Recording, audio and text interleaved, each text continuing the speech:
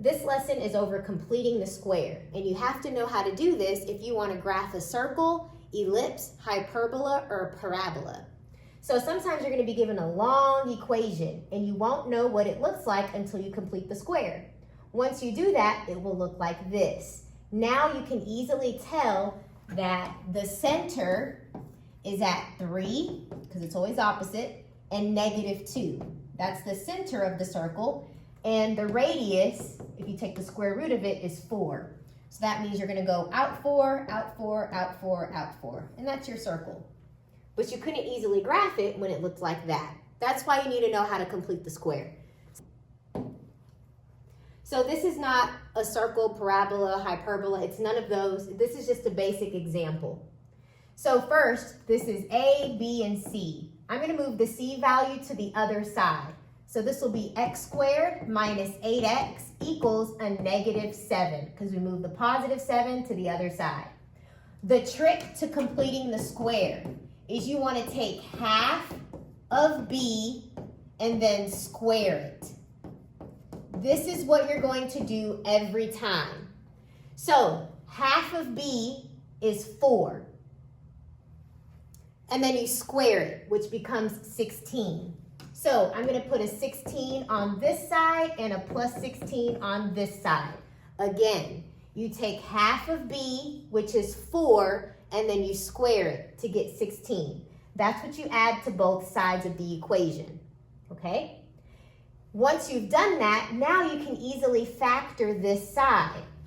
You need two numbers that multiply to 16, but add to -8. Well, that's just -4 and -4. Those two numbers multiply to a +16 and they add to -8. So your factors are x minus 4 and x minus 4. Or you could just write it as x minus 4 squared. That is this side factored. That's why I added a 16, because it's easy to factor. It becomes a perfect square. -7 plus 16 is 9. So this is your answer when you complete the square. Let's try this one. This is A, B, and C. You always move C to the other side. So you have x squared plus 10x equals a -21. Remember, you take half of B, which is 5, and then you square it to get 25. So you're going to add 25 to both sides. When you do that, now this is very easy to factor. Two numbers that multiply to 25 and add to 10 are 5 and 5. Just a hint, it's always half of the B value. It will always be in this format. The plus sign follows. Half of 10 is 5. If you want to think through it, you can. But the shortcut is just take half of 10 and put it right there. So that is this side factored. -21 plus 25 is 4. So this is your equation when you complete the square. Let's try another problem. Again, this is A, B, and C. You always move C to the other side. So the sign changes. It's now +35. So half of -6 is a -3. Square it, you get 9. So you're going to add 9 to both sides. You're always going to add something. Now we're going to factor. Whatever this sign is, it comes down. Half of 6 we said was 3. So that's this side factored. 35 plus 9 is 44. So that is how you complete the square. Now let's apply completing the square to circles, ellipses, and other things. So here's an example of a circle. I know it's a circle because x squared and y squared are both positive and they have the same coefficient. Okay? So when they're both positive and the coefficients match, that means it's a circle. So what you're going to do is you want to put the x's together. So x squared minus 6x, and then you want to put the y's together. Plus y squared plus 4y equals, remember, you need to move the number to the other side, and make it positive. You change the sign, so it goes from a negative to a positive. Now let's complete the square. Half of 6 is 3. 3 squared is 9. Remember? You take half of b and then you square it. So half of 6 is 3. You square it to get 9. So you're going to add 9 to both sides. Now let's do the y's. Half of 4 is 2.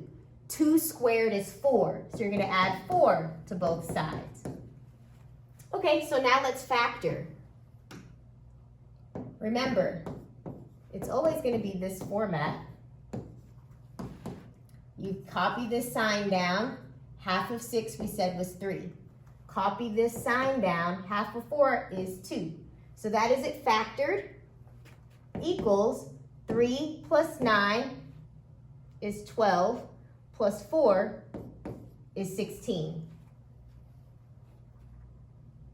So this is an equation of a circle.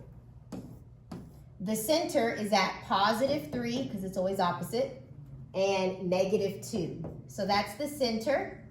And if you want to draw the circle, you need the radius. This represents the radius squared. So the radius is 4. You have to square root that. So the radius is 4. So you're going to go from this center, you're going to go up 4. 1, 2, 3, 4. You're going to go down 4. You're going to go this way 4. And this way 4. 1, 2, 3, 4. So this is your circle. So it's easy to tell what your circle is when you complete the square.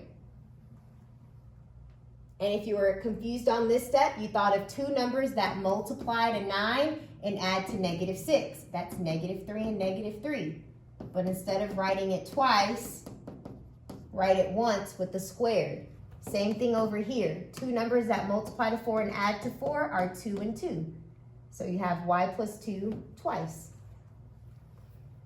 Okay, next example. We're going to put the x's together. X squared, and then the minus 4x. And then you want to put the y's together. Your number goes on the other side, and you change the sign when you do that. Okay, so let's complete the square for the x's.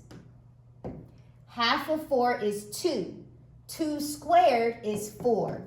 So we're going to add 4 to both sides. Not so fast for this one. Your coefficient here is not 1 like it was for this. So what you have to do first is factor out a 4. We're going to pull out a 4. When you take away this one's 4, you're left with just y squared.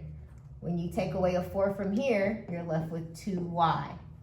Think about it as dividing. Divide this by 4, divide this by 4. 4 divided by 4, you're left with just y squared. 8 divided by 4, you get the 2.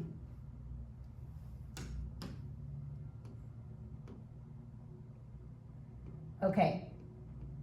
And you should always be able to get back where you started. 4 times y squared is 4y squared, and 4 times 2y is 8y. Okay, so what number do I put here? Well, look at the b value. Half of 2 is 1. 1 squared is 1. So what goes here, just like 4 times y squared is 4y squared, 4 times 2y is 8y, 4 times 1 is 4. So you add 4 to both sides, okay? 4 times 1 is 4, so you put 4 on both sides. All right, let's go ahead and factor it. So remember, you have a 4 on the outside for this one. Okay, so this is x. You keep the minus sign. Half of 4 is 2. So that's this one factored. This one factored.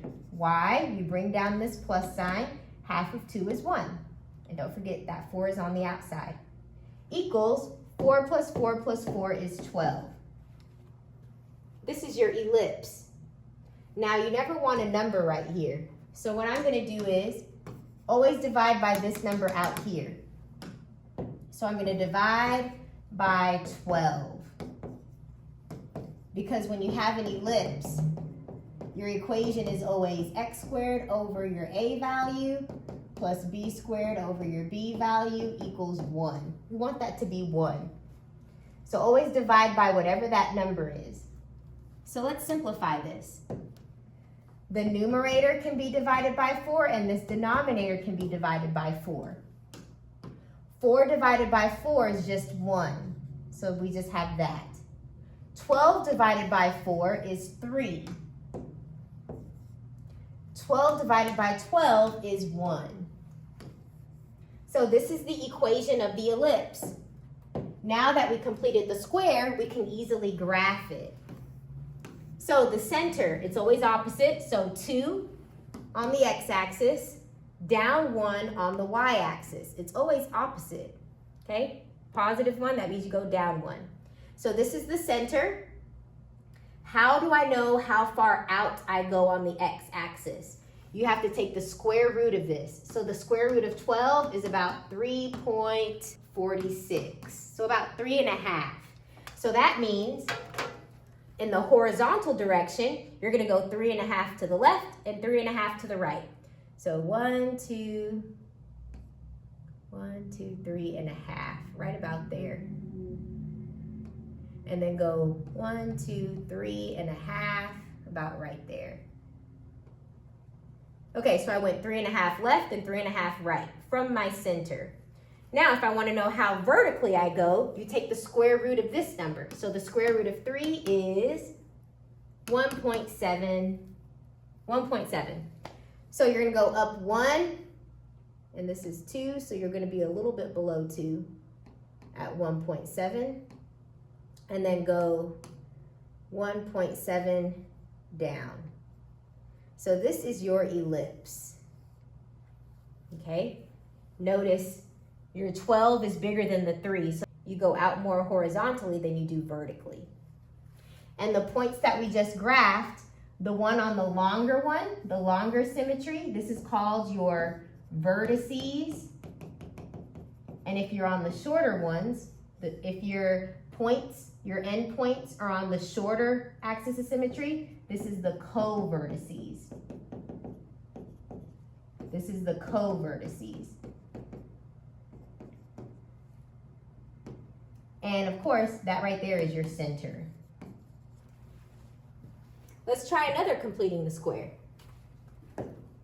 Okay, so you want to put the x's together. So this will be 4x squared plus 8x.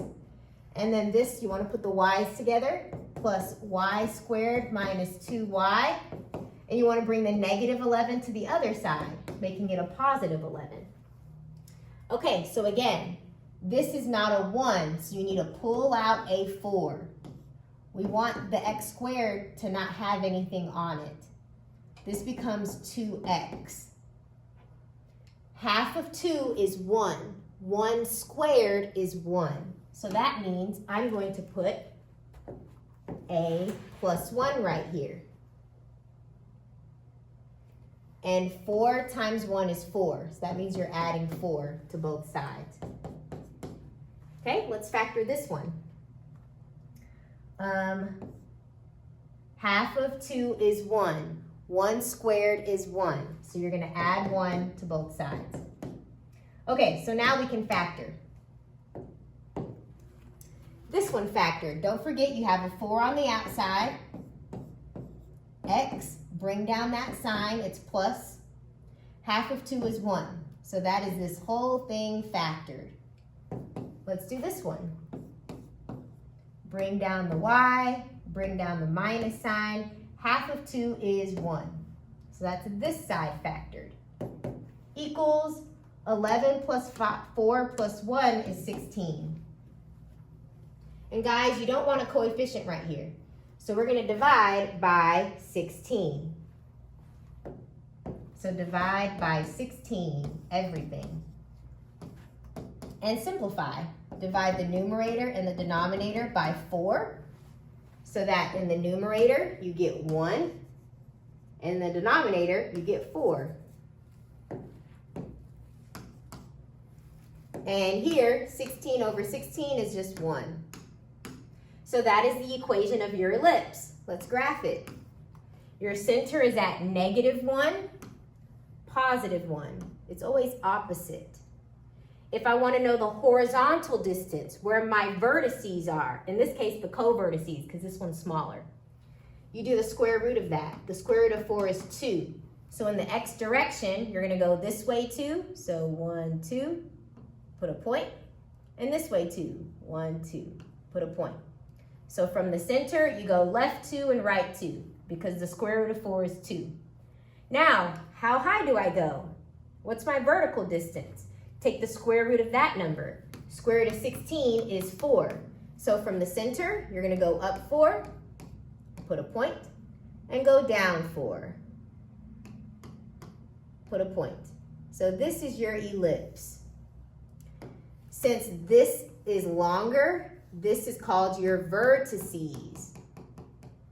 Since this distance is shorter, these points are called your co-vertices. Okay? And that's your center. So this is called an ellipse.